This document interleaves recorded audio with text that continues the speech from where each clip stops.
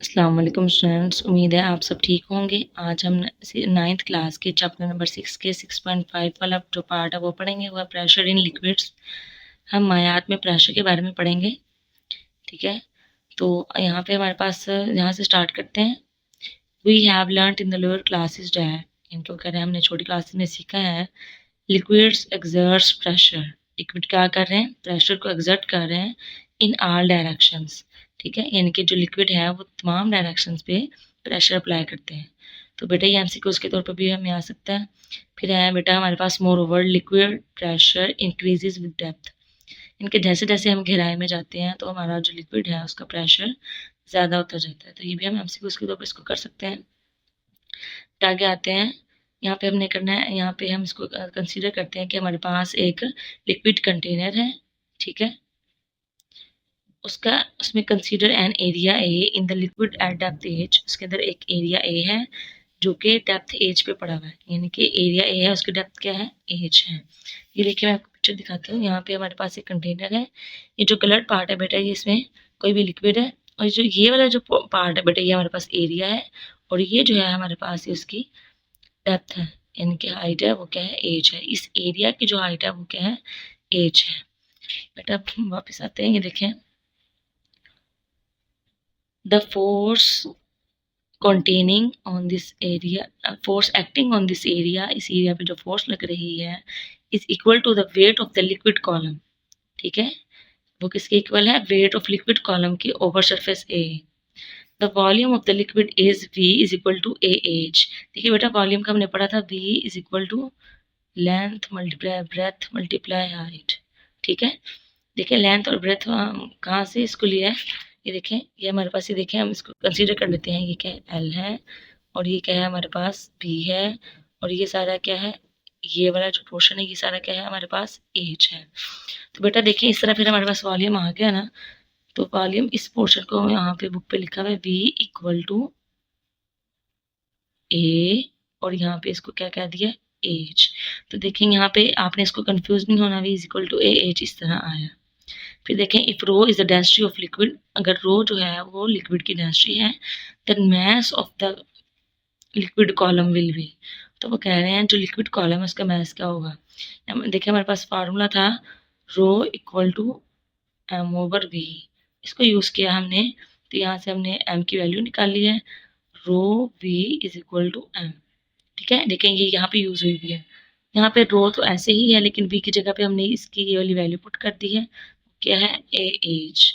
ठीक है, तो एम की क्या हमारे पास वैल्यू हो गई है, m is equal to rho a h. तो यहाँ पे हम कंसीडर करते हैं कि वी हमारे पास क्या है बेटा, वी है ए एज, ऐसे ही है। अब हमने कहा कि हमारे पास जो मैस होगा वो क्या होगा, मैस हमने फाइंड किया वो क्या है, रो वी। ठीक है, क्योंकि हमें पता है हम हमारे पास फार्मूला था rho equal to m over v. अब यहाँ पे देखें हमने एम की वैल्यू फाइंड करनी है, हम क्या करेंगे, इस एम को ऐसे ही रहने देंगे, रो को भी ऐसे ही रहने देंगे, और उसमें ये जो वी की वैल्यू आई है वो पुट कर देते हैं, तो वो क्या है, ए एच। तो यहाँ पर तक हमारे पास क्या आ गया, मैस आ गया। ठीक है, देखिए जैसा कि therefore force acting on area a will be. ठीक है, अभी हमने पहले क्या फाइंड किया था, मैस फाइंड किया था, अब यहाँ पे वो कह रहे हैं फोर्स पे जो एरिया है, जिस एरिया पे फोर्स लग रही है, अब हमने वो फाइंड करनी है। फोर्स का फार्मूला क्या है, f equal to m g. तो देखें यहाँ पे आते हैं बेटा, एफ का क्या formula, f equal to m g, ऐसे ही है। और यहाँ पे एम की क्या हमारे पास वैल्यू आई है, रो ए एच, और जी हमारे पास ऐसे ही आ जाएगा। ठीक है, अब ये देखें हम इस पे दोबारा इसको देख लेते हैं, ये तो फोर्स आ गई है, हमने क्या निकाली, हमने प्रेशर निकाला है, प्रेशर का क्या formula, p equal to f over a, ऐसे ही है, पी क्या है, equal to f over a है, एफ की हमारे पास क्या वैल्यू आई है, रो ए एच जी, और यहाँ पे क्या है, ए। देखें ये ए और ये ए सेम हो गया, तो हमारे पास क्या आंसर आया बेटा, p is equal to rho g h, हम इसको ऐसे भी लिख सकते हैं। ठीक है, अभी देखें यहाँ से हमें क्या पता चल रहा है, यहाँ पे जो जी है ना बेटा, ये ग्रेविटेशनल एक्सेलरेशन है। ठीक है, ये वाला, और ये जो हमारे पास है डेंसिटी है, ये क्या है डेंसिटी और ये क्या है डेप्थ है। तो ये देखिए प्रेशर से हमें पता क्या चल रहा है कि ये जो प्रेशर है, जैसे जैसे हमारे पास डेप्थ ज़्यादा होगी तो प्रेशर क्या हो जाएगा, ज़्यादा हो जाएगा। ठीक है, अब हम इसको देखते हैं किस तरह। अभी देखिए हमारे पास है कि द इक्वेशन जो हमने अभी बनाई है वो क्या है, वो शो कर रही है that the pressure in a liquid increases with depth. ठीक है, the value of pressure depends on the depth and density of the liquid. देखिए फार्मूले से पता चल रहा है जो प्रेशर है वो किस किस पे डिपेंड कर रहा है, रो पे डिपेंड कर रहा है और एच पे डिपेंड कर रहा है। लेकिन जो जी है बेटा हमारे पास वो है कांस्टेंट वैल्यू है, तो उसके ऊपर डिपेंड नहीं कर रहा। तो यहाँ पे हम क्या कहेंगे, रो क्या है हमारे पास डेंसिटी है और एच क्या है डेप्थ है। तो वो क्या कह रहे हैं कि प्रेशर जो है वो किस पे डिपेंड कर रहा है, the value of pressure depends on the depth and density of the liquid. आगे हम देखते हैं इसको। प्रेशर प्रोड्यूसेस फोर्स, प्रेशर क्या कर रहा है, फोर्स प्रोड्यूस कर रहा है at right angle to the surface, surface के राइट एंगल पे क्या कर रहा है, जो है फोर्स प्रोड्यूस कर रहा है। अ फोर्स और its components that is parallel to the surface, यानी कि वो ये कह रहे हैं कि जो भी पोर्शन है सरफेस, फर्स्ट कर लेते हैं, ये हमारे पास सरफेस है। ठीक है, जो भी पोर्शन देखें इसके इस साइड पे इस तरह है या इस तरह है, तो वो उसके ऊपर फोर्स पे प्रेशर नहीं लगा रहे, इस एरिया पे प्रेशर नहीं एग्जर्ट करे। क्यों, क्योंकि फोर्स ही नहीं लग रही। लेकिन ये देखें अगर हम ऊपर से इसके ऊपर फोर्स लगा रहे हैं नॉर्मली, ठीक है, राइट एंगल पे, तो फिर क्या हो रहा है, उससे फोर्स एग्जर्ट हो रही है। तो क्या कह रहे हैं इसको, the pressure a force or its components that parallel to the surface does not contribute to the pressure, यानी कि वो फोर्सेस जो कि पैरेलल हैं एरिया के, वो कभी भी प्रेशर एग्जर्ट नहीं करती। ठीक है, the pressure by definition is only contribute by the normal component of the force. ठीक है, फोर्स के नॉर्मल कंपोनेंट यानी कि परपेंडिकुलर जो कंपोनेंट है उसकी वजह से प्रेशर लगता है। That is the force in a liquid that pushes directly, ठीक है, the force in a liquid that push directly against the surface and add up to the net force is perpendicular to the surface। यानी कि वो कह रहे हैं कोई भी फोर्स है वो किसी भी लिक्विड के ऊपर प्रेशर डाल रही है तो वो क्या होगा, परपेंडिकुलर टू द सरफेस होगा। ठीक है, if there is a hole in the surface of the liquid container, अगर लिक्विड कंटेनर के ऊपर हमारे पास एक होल होगा, the liquid separates at right angle to the surface before carving down due to gravity. ठीक है, वो क्या कह रहे हैं कि हमारे पास अगर किसी भी सरफेस में होल होगा तो जो लिक्विड है वो राइट एंगल पे गिरेगा बजाय इसके कि वो ग्रेविटी की वजह से कर्व हो जाए। ठीक है, और इसी तरह बेटा इसकी एग्जांपल है हमारे पास, ये देखें, ये इन्होंने एक कंटेनर बनाया हुआ है, उसके अंदर वाटर है। आप खुद पिक्चर में देखें ज़रा, उसमें 3 होल है। 3 होल होने की वजह से उसका पानी का जो प्रेशर है वो चेक करें। जो सबसे ऊपर है, देखें यहाँ पे आप चीज़ें नोट करेंगे कि ये वाला जो पोर्शन है बेटा, ये वाला यहाँ पे हाइट है स्मॉल, लेकिन ये वाला जो है यहाँ पे देखें, यहाँ पे हाइट यहाँ से लेके यहाँ तक है, और ये जो तीसरे वाला है इसके ऊपर हाइट यहाँ से लेके यहाँ तक है। तो किसकी हाइट ज़्यादा हुई, इस वाले की, थर्ड वाले की। तो बेटा इससे क्या पता चल रहा है कि जैसे जैसे हमारी डेप्थ ज़्यादा होगी हमारे जो लिक्विड है उसका प्रेशर ज़्यादा होगा। ठीक है, इसी तरह देखिए इसकी डेप्थ पहले वाले से कम है तो उसका प्रेशर थोड़ा कम है, और यहाँ पे हाइट बिल्कुल ही कम है तो यहाँ पे देखें उसका प्रेशर क्या है, स्लो है। तो इसी तरह ये देखें यहाँ पे उन्होंने इसको एक्सप्लेन किया हुआ है बिल्कुल इसी तरह, और यही बताया हुआ है कि observe that the stream from the each hole initially flow out normal to the surface. ठीक है, सरफेस के नॉर्मल गिर रहा है before carving down due to gravity and the lowest hole has more pressure. जो नीचे वाला होल है उसका प्रेशर सबसे ज़्यादा है, shows the liquid pressure increases with depth. तो जो लिक्विड का प्रेशर है वो क्या कर रहा है, गहराई में जाते हुए इंक्रीज कर रहा है। ठीक है, तो ये आप लोगों ने याद रख लेना है। इसी तरह बेटा यहाँ पे हमारे पास है सेकंड वाली जो इसकी एक्टिविटी है वो क्या है कि हमारे पास क्या है, एक पॉलीथीन शॉपिंग बैग है, उसके अंदर पानी है। ठीक है, हम उसके अंदर क्या कर रहे हैं, डिफरेंट होल्स बना रहे हैं। पॉलीथीन बैग के अंदर पानी है, उसके अंदर हम होल्स बना रहे हैं। तो फिर हम क्या करेंगे, हम बैग को आहिस्ता आहिस्ता दबाएंगे तो फिर क्या होगा, फिर क्या होगा, बिल्कुल यही वाली बिल्कुल एग्जाम्पल है। यहाँ पे ये क्या होगा, हम प्रेशर एग्जर्ट कर रहे हैं उसके अंदर सुराख करने से, तो फिर क्या हो रहा है, वो पानी गिरेगा। जो हमें क्या बता रहा है, squeezing the top of the bag causes the water to squirt on in all directions। ठीक है, इससे क्या हो रहा है कि तमाम डायरेक्शंस पे प्रेशर लग रहा है। It means the pressure is transmitted equally through out the liquid. क्या हो रहा है कि प्रेशर जो है वो पूरे जो है हमारे पास पॉलीथीन बैग है उसके ऊपर अप्लाई हो रहा है।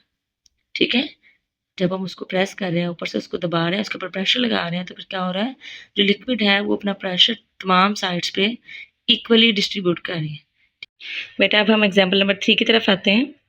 हमारे पास है a cylindrical water tank 2 metre deep has been built on the top of building of high 20 metre high. ठीक है, हमारी जो बिल्डिंग है उसकी जो हाइट है वो 20 मीटर है, उसके ऊपर एक वाटर टैंक पड़ा हुआ है जिसकी जो डेप्थ है वो क्या है, 2 मीटर है। वो कह रहे हैं what will be the pressure of water, water का क्या प्रेशर होगा एट द ग्राउंड फ्लोर, जो सबसे नीचे वाला जो फ्लोर है उसके ऊपर क्या प्रेशर होगा व्हेन टैंक इज फुल, कि जब टैंक फुल होगा तो जब सबसे नीचे वाला जो हमारे पास फ्लोर है उसके ऊपर क्या प्रेशर होगा। ये हमें उन्होंने डेंसिटी दी हुई है, डेंसिटी ऑफ वाटर, और यहाँ पे जी की वैल्यू दी हुई है। तो बेटा चलें स्टार्ट करते हैं। हमारे पास है हाइट जो है हमारे पास एच इज इक्वल टू 2 + 20। ये 2 जो है वो वाटर टैंक की अपनी जो हाइट है वो है, और ये 20 बिल्डिंग की है, तो टोटल क्या हो गया 22 मीटर हमारे पास हाइट हो गई है। ये रो हमें दी हुई है और जी दिया हुआ है। अब हम क्या करेंगे, फार्मूले में वैल्यू पुट करेंगे, रो जी एच, ये हमने वैल्यूज पुट की हैं, इसको हमने सिंप्लीफाई किया बेटा, हमारे पास ये आंसर आ रहा है। बेटा यहाँ पे देखिए 1 2 3 4 5 5 डिजिट्स हैं। 5 डिजिट्स के बाद हमने इधर इस साइड पे पॉइंट डाला, तो क्या हो गया 2.2 मल्टीप्लाई 10 इज पावर 5 पास्कल। तो हमारे पास क्या आ गया, ये प्रेशर आ गया जो कि ये है। अब हम चलते हैं बेटा अपनी न्यूमेरिकल की तरफ। हमारे पास है न्यूमेरिकल प्रॉब्लम है। ठीक है, हमने 4 तक जो है अपनी क्लासरूम में कर लिया था। आज हम 5 और 6 करेंगे। क्वेश्चन नंबर 5 है 6.5। A brick measure 5 centimetre 10 centimetre 20 centimetre. ठीक है, ये आपको देखे आ रहा है लेंथ ब्रेथ और हाइट जो है हमें पता चल रही है, तो ये क्या हो जाएगा बेटा, वॉल्यूम है। बेसिकली ये हमें क्या दिया हुआ है, ये वॉल्यूम है। और मैथ जो है हमारे पास क्या है 5 kg है। हमने क्या करना है, calculate the maximum and minimum pressure. हमने जो सबसे ज़्यादा प्रेशर होगा वो फाइंड करना है, और सबसे जो कम प्रेशर होगा वो फाइंड करना है। When brick can exert on a horizontal surface.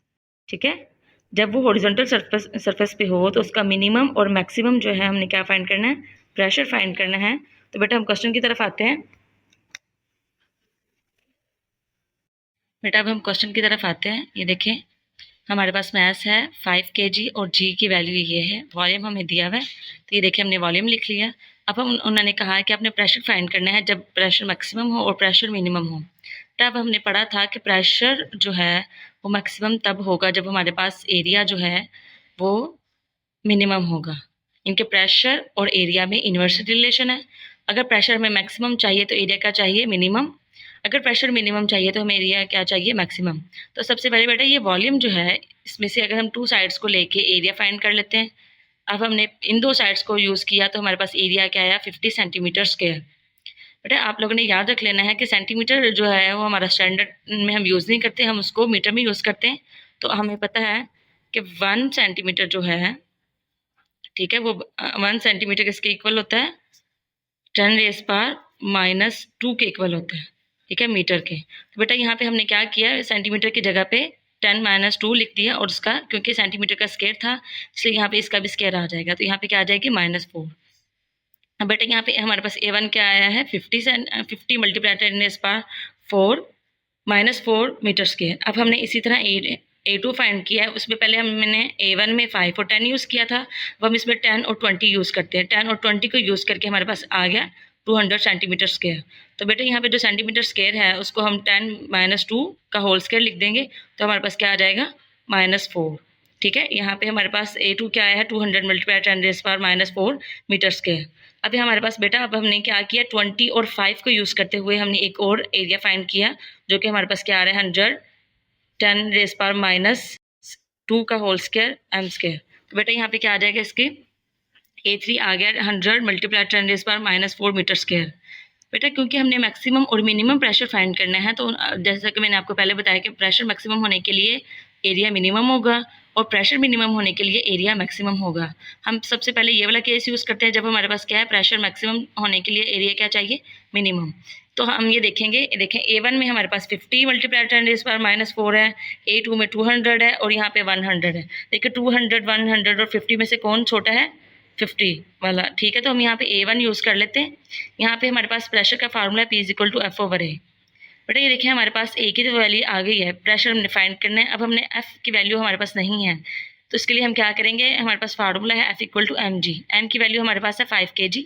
देखिए ये हमारे पास गिवन है, अब हम इसमें क्या करेंगे, m की जगह पे इसकी वैल्यू पुट करेंगे और g जो हमारे पास है ये वाली ग्रेविटेशनल एक्सेलरेशन है, यहाँ पे इसकी वैल्यू पुट की तो हमारे पास आ गया 50 kg पर क्यूबिक मीटर पर सेकेंड स्क्वायर। तो देखें ये सारा न्यूटन के इक्वल होता है, तो हमारे पास फोर्स क्या आ गई है, 50 न्यूटन। प्रेशर मैक्सिमम चाहिए तो हमारे लिए हमने एरिया A1 यूज़ कर लिया है, यहाँ पे हमने वैल्यूज़ पुट किया तो बेटा हमारे पास ये आ रहा है। जब हम इसको ऊपर लेकर जाएंगे तो 10⁵ आ जाएगा, जो कि प्रेशर का जो है यूनिट वो पास्कल है, हमने इसको पास्कल से डिनोट कर दिया। अब बेटा हम आ जाते हैं केस 2 की तरफ। केस 2 हमारे पास क्या था कि हमारे पास जो है मिनिमम प्रेशर के लिए एरिया क्या होना चाहिए, मैक्सिमम। तो इसके लिए हमने क्या किया बेटा, जो मैक्सिमम एरिया है हमारे पास A1, A2, A3 में से वो है A2। तो बेटा हमने यहाँ पे A2 यूज़ कर लिया। F की फोर्स वैल्यू वही है जो हमने 50 न्यूटन फाइंड की थी। अब हमने इसको पुट किया और वैल्यूज़ को हमने सोल्व आउट किया, तो हमारे पास ये आंसर आ गया है 10⁴/4। अब हमने ये जो 10⁴ था इसको मैंने इस तरह लिख दिया है बेटा कि इसको 10⁻² मल्टीप्लाई 10⁻² कर दिया है। तो 2 को हम 100 लिख सकते हैं और 1 को मैंने ऐसे रहने दिया। जब मैंने इनकी कटिंग की तो मेरे पास आ गया 25 मल्टीप्लाई 10⁻² पास्कल। तो बेटा ये हमारे पास आ गया प्रेशर मिनिमम। अब देखें प्रेशर मैक्सिमम हमारे पास क्या था, 10⁻4 और यहाँ पे है 20 मल्टीप्लाई 10⁻² है हमारे पास। तो ये हमारे पास प्रेशर मैक्सिमम हो गया और ये प्रेशर मिनिमम हो गया। अब हम बेटा आते हैं क्वेश्चन नंबर 6 की तरफ। What will be the height of the column in barometer at sea level. ठीक है, सी लेवल पे बैरोमीटर के कॉलम की हाइट क्या होगी if mercury is replaced by water. यानी कि वो कह रहे हैं हम मरकरी की जगह पे अगर हम पानी डाल दें तो हमारे पास जो बैरोमीटर है सी लेवल पे उसकी हाइट क्या होगी। ठीक है, अगर जो डेंसिटी ऑफ वाटर है वो हमारे पास ये है और डेंसिटी ऑफ मरकरी ये है। ठीक है बेटा, आप लोगों ने एक बात नोट कर लें कि हमारे पास हमने ρW को क्या हुआ है, डेंसिटी ऑफ वाटर है और ρM को कहा हुआ है कि डेंसिटी ऑफ मरकरी है। बेटा अब ये देखें, हमें पता है ये जो यहाँ पे एच है वो हाइट है और एम का मतलब है मरकरी की जो हाइट है वो 76 सेंटीमीटर है। ये बेटा फिक्स वैल्यू है, ये हमने पेज नंबर 134 पे जो अभी हमने एग्जांपल किया है 6.2 उसके अंदर उन्होंने हमें दिया हुआ है और ये फिक्स है, ये आप लोगों ने याद कर लेनी है कि हाइट ऑफ मरकरी जो है बैरोमीटर में वो क्या है 76 सेंटीमीटर है। सेंटीमीटर से जब हम मीटर में जाते हैं तो हमारे पास ये वैल्यू आ जाती है। अब हमारे पास ये देखिए पॉइंट यहाँ पे तो होता है, कोई भी वैल्यू है उसके लास्ट में पॉइंट होता है। जब हम उसको इस तरफ लेके जाते हैं तो क्या होता है, हमारे पास जो है जितने डिजिट हम आगे जाते हैं 10 की पावर में उतने हमारे पास वैल्यू आ जाती है। यहाँ पे हम 2 डिजिट आगे गए हैं तो यहाँ पे क्या आ गया 10⁻²। बेटा यहाँ पे हमारे पास बेटा ये हमारे पास आ गया 10⁻² मल्टीप्लाई 10⁻²। ये देखें ये दोनों एक कैंसिल हो गए तो हमारे पास आंसर क्या है, हाइट ऑफ मरकरी 0.76 मीटर। ठीक है, अब उन्होंने हमें बताया था, ये देखें mercury is replaced by water. अगर मरकरी जो इनकी जगह पे अगर हम वाटर डाल देंगे तो फिर क्या होगा, pressure of mercury is equal to pressure of water हो जाएगा। यहाँ पे हमने इसकी वैल्यू पुट की है ρGH, यहाँ पे भी ρGH है, यहाँ पे मरकरी है तो हमने यहाँ पे साथ साथ M मेंशन कर दिया है और यहाँ पे वाटर है तो यहाँ पे हमने वाटर की जो वाटर की जगह पे हमने W मेंशन कर दिया ताकि आप लोग कंफ्यूज ना हो। तो वहाँ पे हमारे G कट हो गया तो हमारे पास क्या आया है, ρM ρH is equal to ρW ρHW। यहाँ पे यानी कि ये मरकरी की वैल्यूज़ है, यहाँ पे वाटर की है। हमने वाटर की जो है हाइट वो फाइंड करनी है। हम ρM ρH को एक साइड पे रहने देंगे और उसके नीचे ले आएंगे वाटर, इनके जो वाटर की वैल्यू है डेंसिटी की वो लिख देंगे।